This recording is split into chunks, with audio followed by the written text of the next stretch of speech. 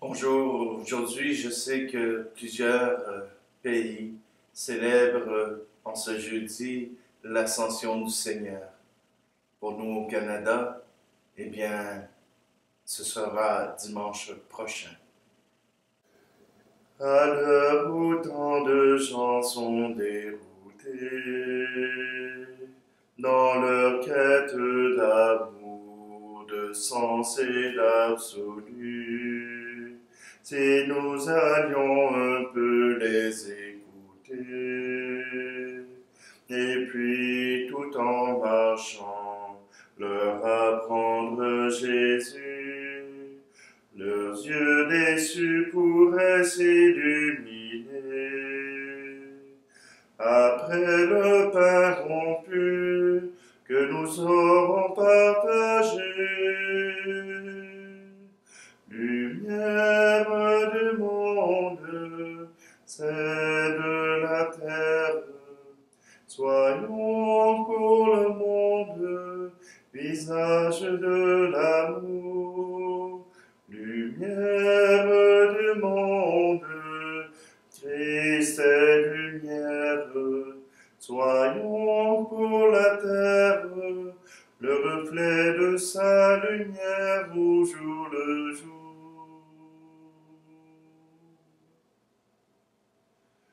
Nous sommes réunis au nom du Père, du Fils et du Saint-Esprit. Amen. Le Seigneur soit avec vous. Bonjour, aujourd'hui nous célébrons Notre-Dame de Fatima. Bonjour, aujourd'hui nous célébrons Notre-Dame de Fatima. Oui, à Fatima, le 3 mai 1917, voilà que trois enfants qui étaient dans les prés sont en train de prier et voient cette dame au-dessus de la colline. Et cela commence le début de plusieurs apparitions. Pour Lucie, François et Jacinthe, c'est le début d'une aventure. Au Portugal, ce lieu est renommé et beaucoup de gens se rendent à Fatima pour rencontrer l'endroit où la Sainte Vierge a demandé d'avoir un sanctuaire. Le message particulier de Notre-Dame de Fatima, c'est de prier. De prier et de faire pénitence, car beaucoup d'âmes vont en enfer et n'ont pas reconnu la présence de Dieu, la présence du Christ. Alors, François et Jacinthe ont eu à vivre cela dans leur chair assez rapidement. Ils sont tombés malades et ils ont offert leur maladie pour que plus de personnes puissent recevoir les grâces de Dieu. Eh bien, nous aussi, à travers cette Eucharistie, nous pouvons nous approcher du Seigneur et demander grâce pour tous ceux qui n'ont pas encore trouvé le chemin vers son cœur, vers son amour. Alors prenons un instant, prenons un moment pour nous approcher du Seigneur à travers Notre-Dame de Fatima.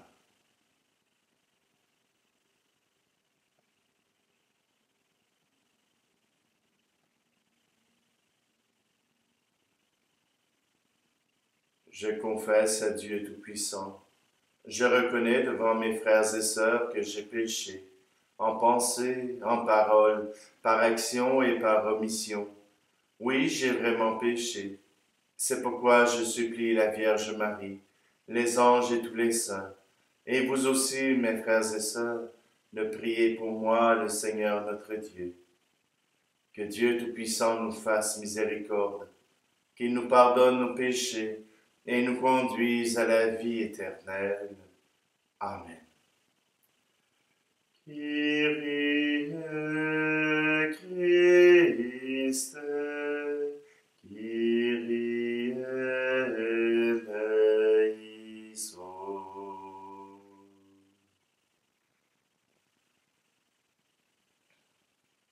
Prions.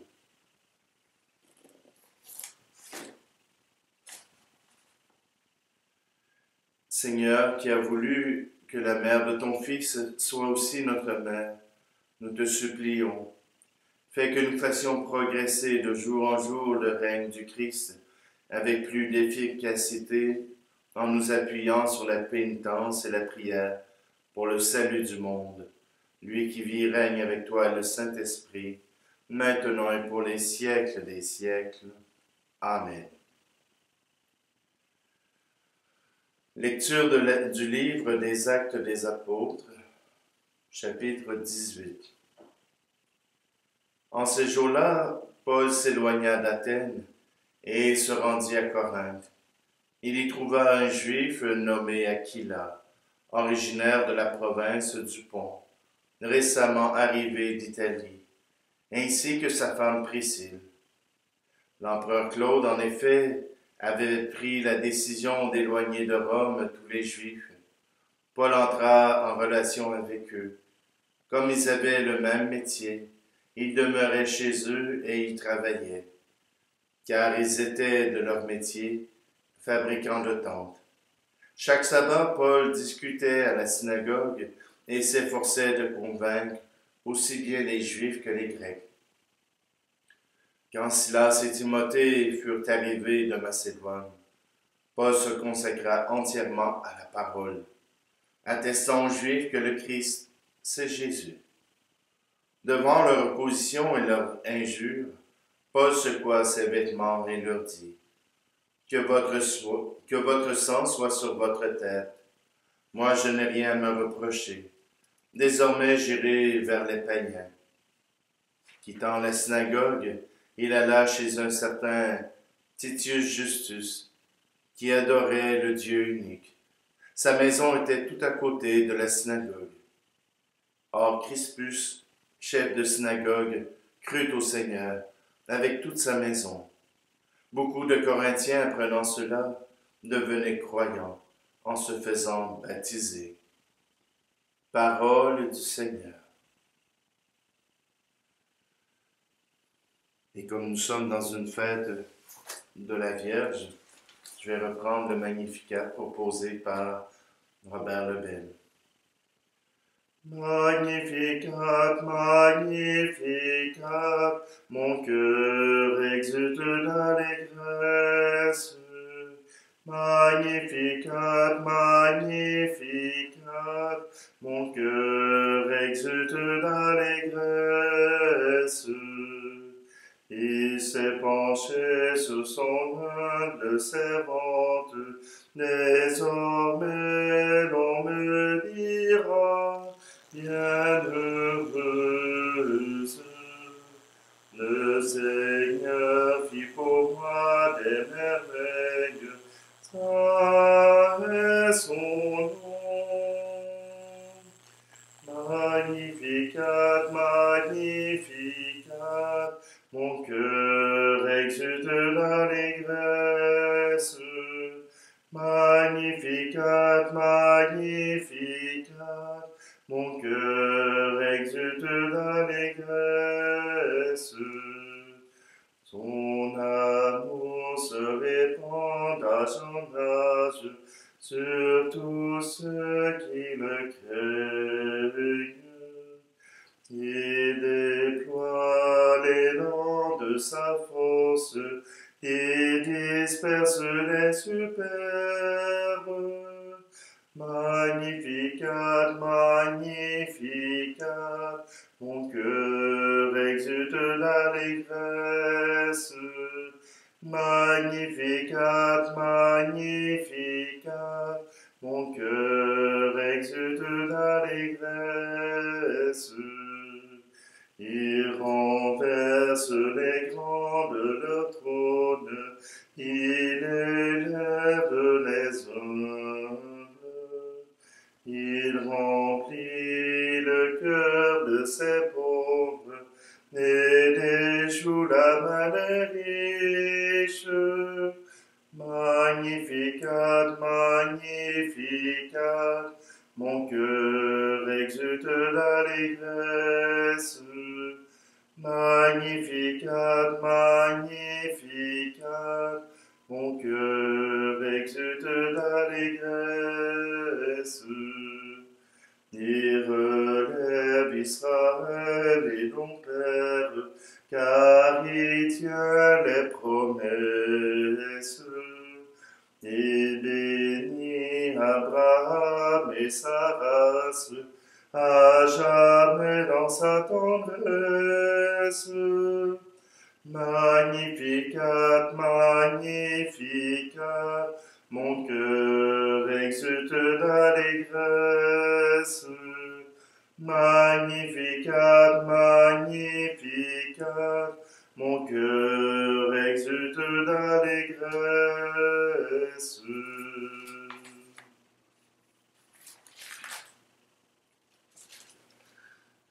Alléluia, Alléluia, Alléluia.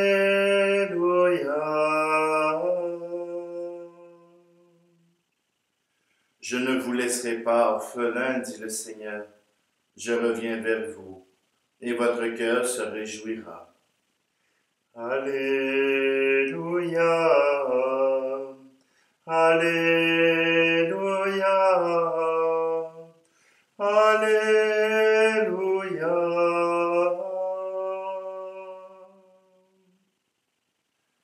Le Seigneur soit avec vous. Évangile de Jésus-Christ selon saint Jean, chapitre 16. En ce temps-là, Jésus disait à ses disciples, « Encore un peu de temps, et vous ne me verrez plus. Encore un peu de temps, et vous me reverrez. » Alors certains de ses disciples se dirent entre eux, « Que veut-il nous dire par là? Encore un peu de temps, et vous ne me verrez plus. Encore un peu de temps, et vous me reverrez. Et puis, je m'en vais auprès du Père. » Il disait donc, « Que veut dire un peu de temps? » Nous ne savons pas de quoi il parle. Jésus comprit qu'il voulait l'interroger, et il leur dit, « Vous discutez entre vous parce que j'ai dit, encore un peu de temps et vous ne me verrez plus, encore un peu de temps et vous me reverrez. Amen, amen, je vous le dis. Vous allez pleurer et vous lamenter, tandis que le monde se réjouira. Vous serez dans la peine, mais votre peine se changera en joie. » Acclamons la parole de Dieu. Croire en Jésus-Christ, le Messie, le Sauveur, croire que Jésus est l'envoyé de Dieu n'est pas une mince affaire. Pour nous, ça semble peut-être facile. Ça fait longtemps que nous écoutons la parole de Dieu, que nous allons à l'Eucharistie pour nous rassembler, pour créer ce lien d'intimité.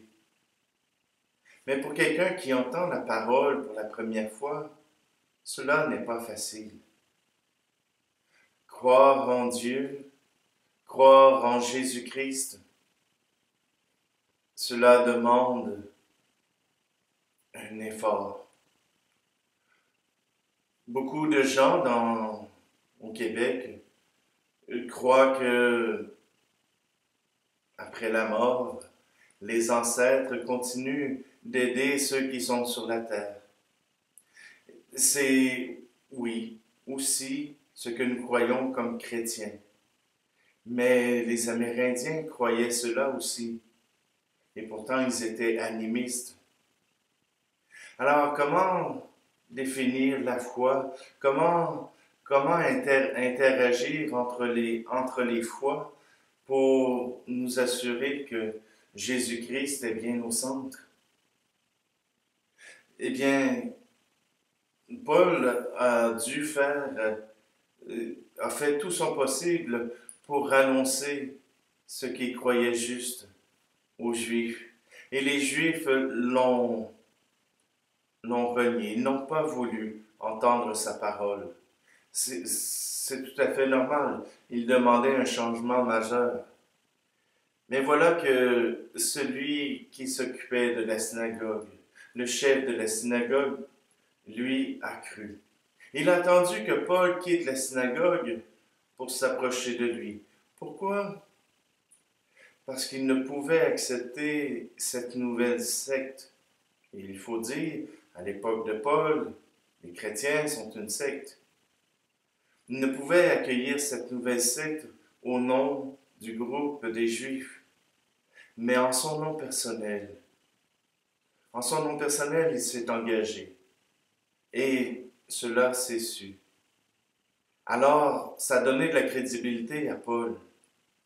Alors, je pense que dans notre foi, dans la façon dont nous portons notre foi, un chrétien devrait toujours avoir 3, 4, 5 personnes accrochées à ses vêtements, 3, 4, 5 personnes accrochées à sa foi, qui veulent en savoir plus, qui veulent écouter ce que le chrétien a à dire. Ils ne sont pas obligés de venir à l'Eucharistie et ils ne sont pas obligés de lire la Bible à tous les jours, mais au moins s'interroger et s'approcher. Voilà que, comme chrétiens, nous sommes les témoins du Christ. Comme chrétiens, nous savons que le Christ a promis de revenir. Je ne sais pas de quel moment parle Saint Jean. Si c'est tout de suite après sa mort, lors de sa résurrection, ou c'est plus tard dans le temps et que nous attendons encore. Certains vont vous dire que c'est pour la fin des temps, certains vont vous dire que c'était immédiatement après pour parler de la résurrection du Christ. Je n'en sais rien. Mais chose certaine, Jésus-Christ a promis son retour. Jésus-Christ a promis d'être avec nous et c'est cela qui nous permet de marcher en sa compagnie.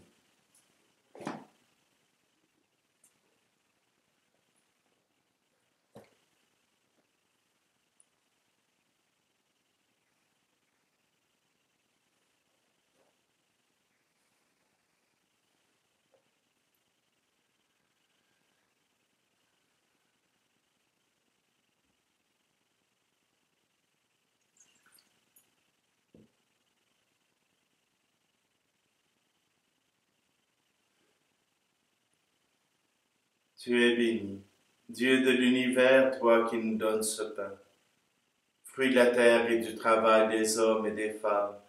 Nous te le présentons, il deviendra le pain de la vie.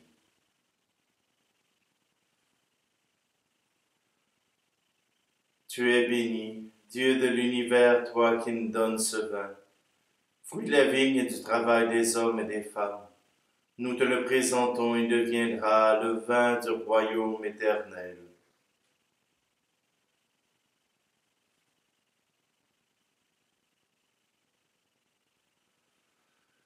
Prions ensemble au moment d'offrir le sacrifice de toute l'Église.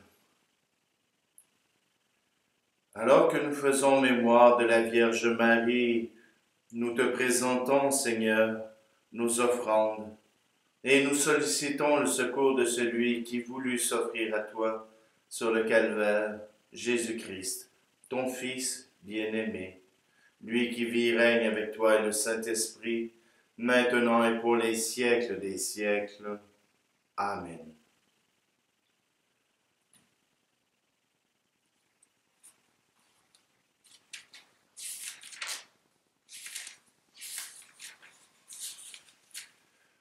Le Seigneur soit avec vous.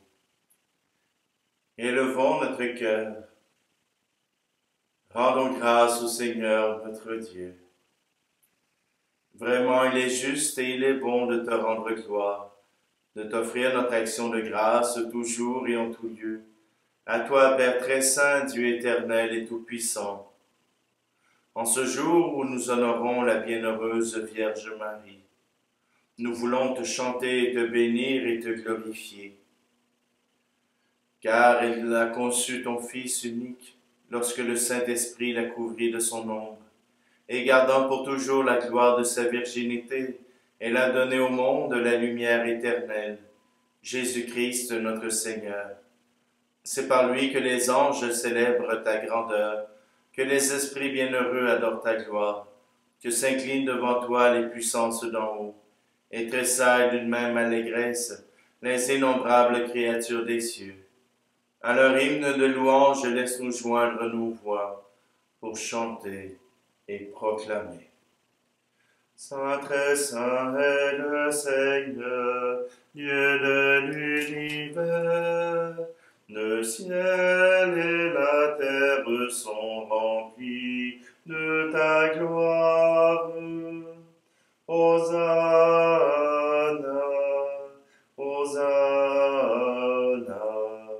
Hosanna au plus haut des cieux. Hosanna au plus haut des cieux. Saint, très saint est le Seigneur, Dieu de l'univers. Béni soit celui qui vient au nom du Seigneur. Hosanna, Hosanna,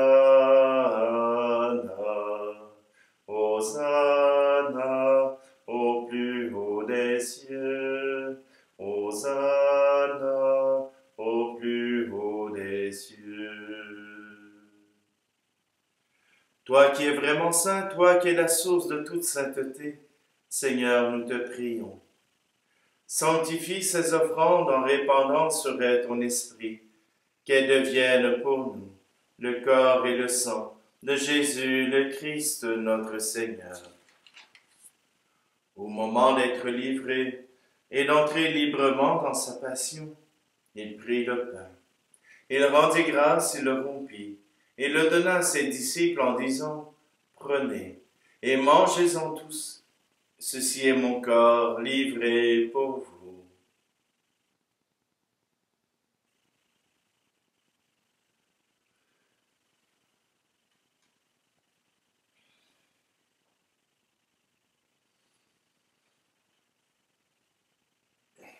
De même, à la fin du repas, il prit la coupe. De nouveau, il rendit grâce et la donna à ses disciples en disant, « Prenez et buvez-en tous, car ceci est la coupe de mon sang, le sang de l'alliance nouvelle et éternelle, qui sera versé pour vous et pour la multitude en rémission des péchés. Vous ferez cela en mémoire de moi. »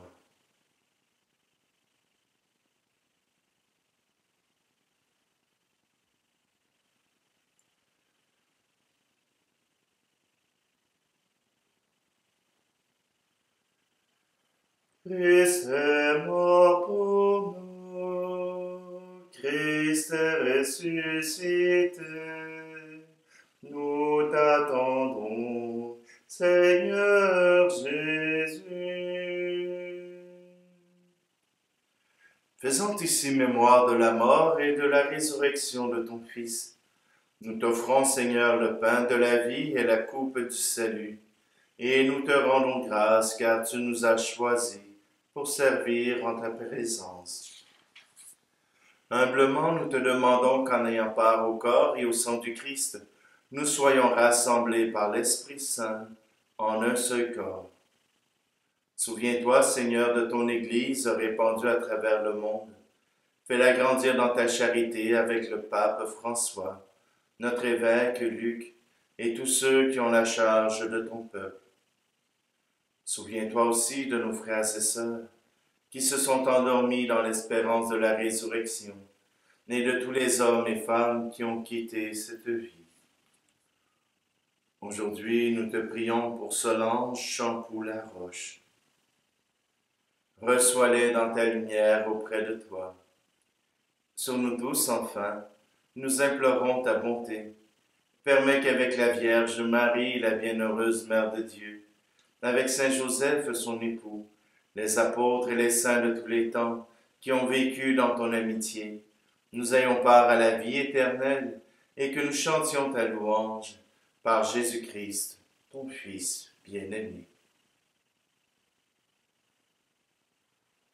Par lui, avec lui et en lui, à toi, Dieu le Père Tout-Puissant, dans l'unité du Saint-Esprit, tout honneur et toute gloire, pour les siècles des siècles. Amen. Unis dans le même esprit, nous pouvons redire cette prière que nous avons apprise de notre Sauveur. Notre Père, qui es aux cieux, que ton nom soit sanctifié, que ton règne vienne, que ta volonté soit faite sur la terre comme au ciel. Donne-nous aujourd'hui notre pain de ce jour. Pardonne-nous nos offenses comme nous pardonnons aussi à ceux qui nous ont offensés. Et ne nous laisse pas entrer en tentation, mais délivre-nous du mal. Délivre-nous de tout mal, Seigneur, et donne la paix à notre temps. Par ta miséricorde, libère-nous du péché. Rassure-nous devant les épreuves en cette vie, où nous espérons le bonheur que tu promets, et l'avènement de Jésus-Christ, notre Sauveur. Car c'est à toi qu'appartiennent le règne, la puissance et la gloire, pour les siècles des siècles. Seigneur Jésus-Christ, tu as dit à tes apôtres, je vous laisse la paix, je vous donne ma paix. Ne regarde pas nos péchés, mais la foi de ton Église, pour que ta volonté s'accomplisse. Donne-lui toujours cette paix, et conduis-la vers l'unité parfaite, toi qui règnes pour les siècles des siècles. Amen. Que la paix du Seigneur soit toujours avec vous. Agneau de Dieu qui enlève le péché du monde, prends pitié de nous. Agneau de Dieu qui enlève le péché du monde, prends pitié de nous. Agneau de Dieu qui enlève le péché du monde, donne-nous la paix.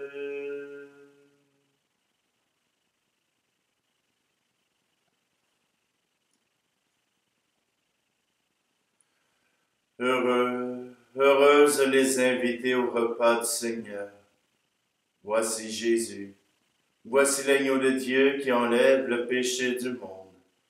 Seigneur, je ne suis pas digne de te recevoir, mais dis seulement une parole et je serai guéri.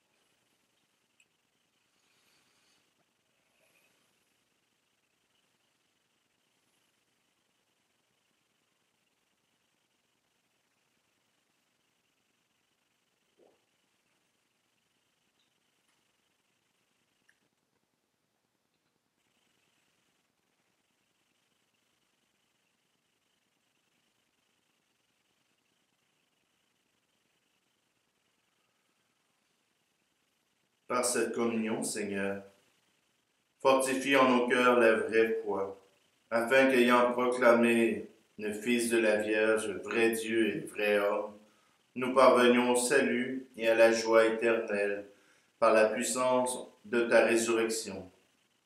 Lui qui vit et règne avec toi et le Saint-Esprit, maintenant et pour les siècles des siècles. Amen. Prière à Saint Joseph. Salut, gardien du Rédempteur, époux de la Vierge Marie. À toi, Dieu a confié son Fils. En toi, Marie a remis sa confiance. En toi, le Christ est devenu homme.